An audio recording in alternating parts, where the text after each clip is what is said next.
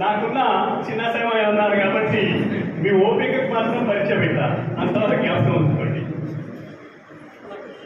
అన్ని విద్యావేత్తలు, పోటీ పరీక్షల నిపుణులు, పెద్దలు ప్రసన్న హరికృష్ణ గారికి, అలాగే అనంత రామకృష్ణ గారికి, మణిపాల్ రెడ్డి గారికి, జగన్మోహన్ రెడ్డి గారికి,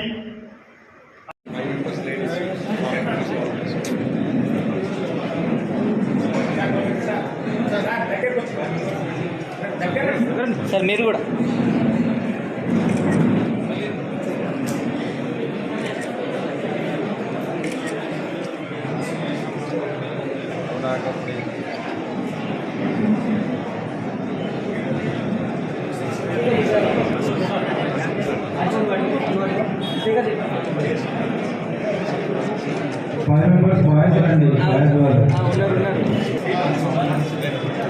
కొంచెం కొంచెం పోయేకండి.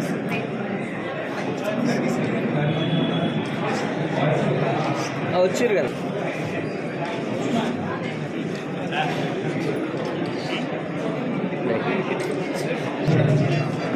బుక్స్ వాళ్ళకి అక్కడ ఇచ్చేద్దాం మనం, వాళ్ళు ఎక్కువైపోయారు. నేను ఈ సభ్య సమాజం నుంచి 3వ తరగతి నేను లైబ్రరీ గురువును. అలాగే ఆ తర్వాత కాలంలో కూడా నేను అనేక స్కాలర్షిప్లతోని నా చదువును నేను నిర్వర్తించుకున్నా.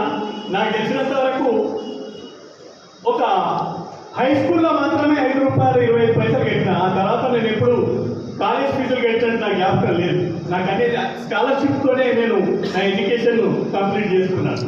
కాబట్టి మా దగ్గరికి వచ్చిన తర్వాత మీ దాంట్లో చాలామంది అంటూ ఉంటారు, చదివేందుకు అమ్మ చదివించలేదు, నాన్న చదివించలేదు, లేకుంటే ఇంకెవరో చదివించలేదంటే ఇక్కడ అనేక విధములైనటువంటి స్కాలర్షిప్స్ ఉన్నాయి. కాబట్టి మన వెబ్సైట్లో ఒకసారి మీరు వెతుక్కుంటే స్కాలర్షిప్లు దొరుకుతాయి. లేదా మీకు అవసరం ఉన్నాయి, ఏం కావాలన్నా దయచేసి మన సెంటర్ లోపల ఒక అప్లికేషన్ పెట్టగలిగితే మీకు ప్రతి శనివారం ఆదివారం ఇక్కడ కౌన్సిలింగ్ ఉంటుంది, ఎడ్యుకేషనే కానీ ఎంప్లాయ్మెంట్కి సంబంధించి.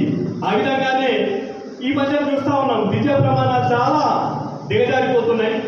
మరి దాన్ని మనము పూరించాలనే ఉద్దేశంతో పిల్లలకి ఎక్కువగా మరి పుస్తకాల బదులుగా ఈ యొక్క సెల్ ఫోన్ యుగం అయిపోయింది. కాబట్టి దాంట్లో వచ్చి వాళ్ళని తప్పియాలనే ఉద్దేశంతో చిన్నప్పటి నుంచే పిల్లల లోపల ఈ చదువు అనే దాన్ని అలవాటు చేయాలనే ఉద్దేశంతో గద్వాల తాలూకాలో ఉన్నటువంటి ఒక 100 స్కూళ్ళల్లో మనం లైబ్రరీస్ ఏర్పాటు చేస్తూ ఉన్నాం. దాంట్లో ఇప్పటివరకు మనం 32 స్కూళ్ళలో చేసినాం. అయితే స్కూళ్ళలో లైబ్రరీ పెట్టడం అంటే దయచేసి పుస్తకాలు ఇచ్చి మర్చిపోవడం అనేది కాదు. మేము ఒకసారి లైబ్రరీని స్థాపిస్తే నేను పోయిన తర్వాత, అంటే నేను చనిపోయినాక కూడా ఇంకో 50 సంవత్సరాల వరకు ఆ లైబ్రరీస్ ఉంటాయి. దానికి సంబంధించిన కార్యక్రమాలను కూడా మేము చేస్తూ ఉంటాం. ఆ విధంగానే ప్రతి నెల కూడా మేము ఇంతకుముందు 16 మ్యాగజైన్స్ ఇచ్చేవాళ్ళం అక్కడ. కానీ ఇప్పుడు కరోనా తర్వాత కొంచెం చాలా తగ్గిపోయినాయి.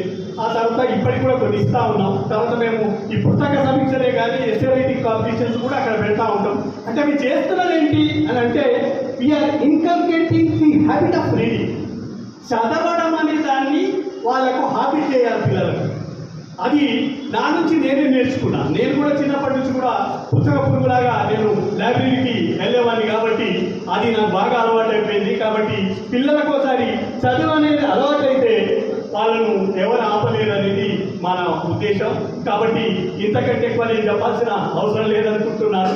కాబట్టి మీ అందరికీ కూడా వచ్చినందుకు స్వాగతం సుస్వాగతం తెలుపుకుంటూ తదుపరి కార్యక్రమాన్ని కొనసాగించాల్సిందిగా కోరుతున్నాం. రాజుగారి ఆధ్వర్యం లోపల, టీవైఆర్ ఫౌండేషన్ ఆధ్వర్యం లోపల ఈ రోజు నిరుద్యోగులకు సంబంధించినటువంటి ఒక అవగాహన సదస్సు అనేది జరిగింది. ఈ మధ్య కాలంలోనే తెలంగాణ రాష్ట్ర ప్రభుత్వం ఒక జాబ్ క్యాలెండర్ ను కూడా రిలీజ్ చేయడం జరిగింది. కాబట్టి నిరుద్యోగుల లోపల భవిష్యత్తు లోపల ఎలాంటి ఉద్యోగాలు వస్తుంటాయి, ప్రస్తుతం ఆల్రెడీ ఇచ్చినటువంటి డేట్స్ కు సంబంధించినటువంటి ప్రిపరేషన్ ఎలా జరగాలి అనేటువంటి మెలకువల పైన ఈ రోజు ఒక అద్భుతమైనటువంటి వేదికగా ఈ ఫౌండేషన్ అనేది నిలిచింది. మరి సార్ ఇప్పటి నుంచే కాదు, ఎప్పటి నుండే ఇలాంటి సామాజిక స్పృహ ఉన్నటువంటి కార్యక్రమాలు నిర్వహిస్తున్నారు. మరి సార్ ఆధ్వర్యం లోపల మమ్మల్ని ఎప్పటి నుంచో రిక్వెస్ట్ చేస్తా ఉన్నారు, ఒక అవగాహన సదస్సు నిర్వహిస్తామని చెప్పేసి. సో ఈ రోజు నేనే కాకుండా నాతో పాటు రాష్ట్రం నలుమూలన పనిచేసేటువంటి గైడెన్స్ ప్రోగ్రామ్స్ నిర్వహించేటువంటి సీనియర్ ఫ్యాకల్టీ అయినటువంటి అనంత రామకృష్ణ గారు, జగన్మోహన్ రెడ్డి గారు, అదేవిధంగా మైపాల్ రెడ్డి గారు ఈ వేదికను పంచుకోవడం జరిగింది. మరి విద్యార్థులందరికీ కూడా భవిష్యత్తు లోపల group 3 and group 1, group 2 exams యొక్క డేట్స్ కూడా ఇవ్వడం జరిగింది. కాబట్టి అందులోపల ఎలా మన యొక్క స్ట్రాటజీ ఉండాలి, ఎలా మనకు అప్రోచ్ ఉండాలి, మనం విజయం సాధించాలి అంటే ఎలాంటి మెలకువలతో, ఎలాంటి మెథడాలజీతో మనం ముందుకు వెళ్ళాలి అనే దాన్ని ఈ వేదిక పై నుంచి వాళ్ళకు అందించడం జరిగింది. సో విద్యార్థుల యొక్క డౌట్స్ ఏవైతే ఉన్నాయో వాటిని క్లారిఫై చేసేటువంటి కార్యక్రమానికి ఈ వేదిక నాంది పలికింది. అదేవిధంగా భవిష్యత్తు లోపల ఇలాంటి కార్యక్రమాలు ఈ గజ్వేల్ పట్టణ వాసులకు మరింతగా ఎక్స్టెండ్ చేయాలి అని చెప్పేసి రాజు గారిని అడగడం కూడా జరిగింది. రాజు గారు దానికి యాక్సెప్ట్ కూడా చేయడం జరిగింది. కాబట్టి ఇందులో పాల్గొన్నటువంటి ప్రతి విద్యార్థి భవిష్యత్తు లోపల ఇక్కడ ఏదైతే స్ట్రాటజీస్ చెప్పడం జరిగిందో వాటిని తూచా తప్పకుండా పాటించి మీరందరూ కూడా భవిష్యత్తు లోపల గజ్వేల్ విద్యార్థులందరూ కూడా భవిష్యత్తు ఉద్యోగాల లోపల ఉద్యోగాలు సాధించాలి అని చెప్పేసి మా వైపు నుంచి నేను మనస్ఫూర్తిగా వాళ్ళందరినీ కూడా ఆశీర్వదిస్తున్నాను. అదేవిధంగా సార్ కూడా మన దగ్గర ఉన్నారు. సార్ కూడా ఒక మాట మాట్లాడాలని చెప్పేసి కోరుకుంటున్నాను.